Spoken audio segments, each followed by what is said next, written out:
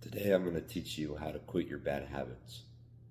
I'll be giving you about 3 tips on how I personally was able to defeat my bad habits and become clean. First, let's talk about my story. I've had a lot of bad habits. I've been addicted to a fair few things. I remember when I was a kid, at the age of 13, I started smoking cigarettes because what was happening in my life at that point, that's what I turned to. I turned to video games and watching TV shows all day long. I was actually homeschooled, so I didn't have to go out and do schoolwork, at least not that much of it. So I could spend almost every waking hour engulfed in instant gratifications. Porn, I got addicted to that when I was 11. I would play video games 7, 8, 10 hours straight every single day. I would watch, like TV shows, anime. There's like 12, I don't know if you know, there's like 12 episodes to a season, each like 20, 30 minutes long. And I could finish seasons, maybe even 2 of them in a day. I don't know if that math adds up, but that's how much I would just scroll and scroll and scroll. And I would destroy my mind and my body with those terrible habits. But eventually, through getting deeper and deeper into that pit of gratifications and bad habits, and eventually even picking some new ones up in my later years of teenager age. When I was a few years ago, I started smoking weed a lot more. I really picked that up every day after school. We would go over to my friend's house and smoke weed, and I just hated it. I hated myself. I hated what I was becoming. Why was I spending every living hour playing video games and trying to get so much enjoyment out of life that all of it is numb? And what I found out, that brings me to the first tip, to really pull yourself out of this pit of having these bad habits, whether that's pornography, like social media, instant gratification, smoking, or alcohol, is you have to hate yourself. If you can't drop a bad habit because you don't hate yourself enough, then there's not enough of a downside for you to stop that habit in the first place. So I hated myself. I got depressed. I got sad. I didn't like that I was smoking. I didn't like that I was spending every living hour wasting my life away. So when you start to hate yourself, and hate's a strong word, and I mean it, I was able to stop my bad habits because I knew if I continued, I would continue to do the things I hate, yet I love to do so much. Doesn't make sense. So constantly you have to remind yourself to hate, maybe not yourself, but hate the things that you do. Hate that you drink.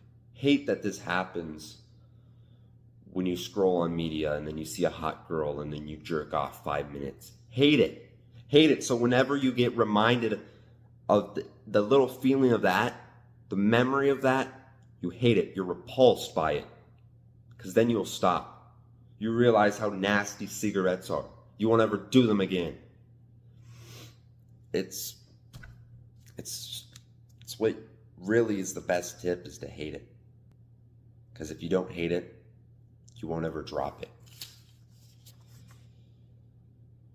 And another thing is, do you still identify as someone who is addicted to that substance? Do you see yourself as the person that jerks off? Do you see yourself as the person who smokes weed or plays video games all the day? I certainly don't, because I've busted my balls stopping these bad habits, and I've changed the way that I've viewed myself through actionable steps to change the person that I am. Doing self-improvement, I see myself as the guy who has a clean diet, that goes to the gym pretty much every single day. I don't have time for video games, so I don't play them. And now I just see myself as the guy who doesn't play video games. People come up to me, because I'm still a younger fella, and they say, "What video games do you play?" I look them in the eyes and I don't play video games. What's your favorite video game? I could give them an answer, but I just say, I don't play video games. And this is a side topic, but that don't is a very strong mentality that changes the way you think, the way you perceive yourself. If you're ever offered a smoke or a drink or one of these substances, or asked if you do it, you could say, "Oh yeah, I quit, X months ago." No, you say, "I don't." It's that slight subtle change, but that really changes how you perceive yourself. I remember times where I would say, "Oh man, I quit smoking, 6 months ago," and then later that day I find myself smoking with the same guy. But if I've had times where I say, "Oh, I don't," and guess what? I ended up not doing that. So that's a little subtle change. So now on the other one, besides changing how you see yourself, because once you change the way you're perceived by yourself, you'll look at yourself when you do that bad habit or attempt to do it, and you think, "Come on, I'm not a loser anymore. Why am I wasting my time?" And then you'll hate it if you do it. And another thing, you hear this a lot, is to replace it. Replace the bad habit with something. Structure your day where you have no free time to do any of those bad habits. If it's like a time chart, so you wake up this time, you have you have breakfast at 7, you have school at 8, you come home at school at 3, and then lunch, dinner. Like, fill out the whole day where you're too busy to even indulge. And for the cravings, you have to replace it. When you get horny, go for a walk. I guarantee if you can get your mind off of it and change it, what's happening where you're at,